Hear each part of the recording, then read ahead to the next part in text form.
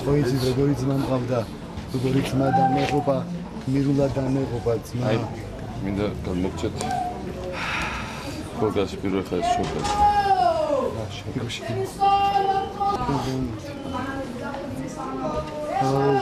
შენს მამიკოს ფედლები ქონდა, მაგრამ ასეთი განსაკუთრებული მედალი იღებს, გული და წარმატებულიც.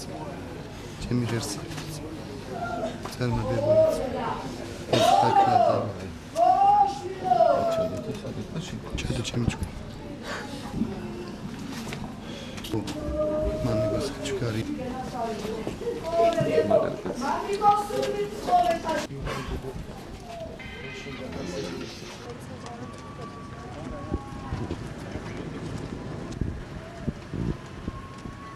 დაიღუპა საქართველოს მართლა ნამდვილი პატრიოტი, ძალიან მაგარი ბიჭი და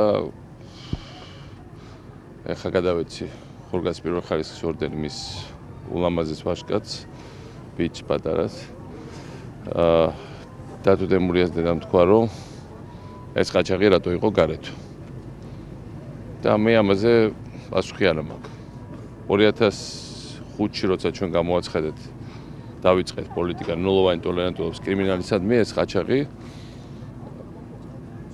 დაჭერილი იყო, გრძელი ვადა ჰქონდა მისჭილი. ამნისტიის შედეგად აპრილში გამოვიდა და შემდეგ ჩაიდინა რამდენიმე ყაჩაღაო, მოკლა ადამიანი. ძალიან დიდი შეტაკება იყო, ესეთ შეტაკება საქართველოს მრავალი წელი არ ყოფილა ყაჩაღებთან. აი, თავიდან რომ ამყარებთ წესრიგს, მაშინ იყო ხოლმე ესეთ შეტაკებები. ვალე, ჩვენი ექიმი ხო არა? ხოდა შევიდეთ რო. რომელია ჩვენი ექიმი? რო დავიწყოთ 2004 წესრიგის დამყარება, მაშინ ხდებოდა ხოლმე ესეთი რაღაც. ეხლა ჩვენ ამ მთავრობას დაუტოვეთ გამართული პოლიცია და ფული, რომელსაც ჭამენ თელი ეს წელი. არაფერი ახალი არ შევქმნეთ, არაფერი ახალი არ გაუკეთებიათ. ერთ-ერთი რაც მე ვეხვეწებოდი, რომ ნუ უშვებთ ამ კრიმინალებს მასობად გარეთ. როცა ჯაბამ გამოუშვა, მაშინ არც პოლიცია ყავდა საქართველოს, არც ფული ჰქონდა, იმიტომ გადაუარეს ქვეყანას. ეხლა ერთი წელი კბილებით უჭირავს ჩემი მთავრობის დატოვებულ ფულს და ჩემი მთავრობის დატოვებულ პოლიციას. მაგრამ ეს ყველაფერი უსაშუალო არ არის. ესეთი ბიჭები განუსაზღვრე რაოდენობის არ არიან, მე ყველა დაიღლება და მე ვშიშობ რომ ჩვენ ვართ ხო დასაწყისში. პირადად ივანიშვილი ურეკავდა დეპუტატებს, მაგის მომსწრე ვარ რომ შეეგროვებია რომ გადაელახათ ვეტო პრეზიდენტის ამნისტიასთან მიმართებაში. რას ფიქრობდა მაინტერესებს, მინდა უთხრა პრემიერ-მინისტრს.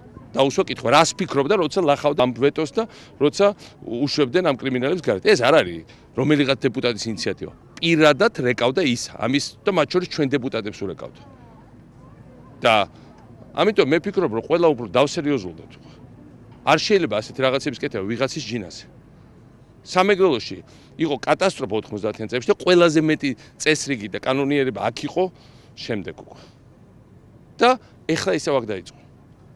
ამიტომ მე მინდა მოუწოდო მთავრობას, თხოვო, რა ვიცი რა, რაღა უთხრა, რომ ეხლა მაინც თავისივე შეცდომებზე ისაუბრონ და ვიღაც ჯინაზე კი არა, ერთად გავაკეთოთ, რომ ეს აღკვეთოთ და დავამთავროთ, იმიტომ რომ ნეტავი ეს იყოს ბოლო მსხვერპლი. იმიტომ რომ ეს ხალხი ებყავკაცმა თავისი სიცოცხლით გადაფარა საზოგადოების წესრიგი, მაგრამ არ შეიძლება ცალკე გმირების იმედზე ვიყოთ მუდმივად. სახელმწიფო უნდა მუშაობდეს. სახელმწიფო თუ ყველაფერს პირიქით აკეთებს.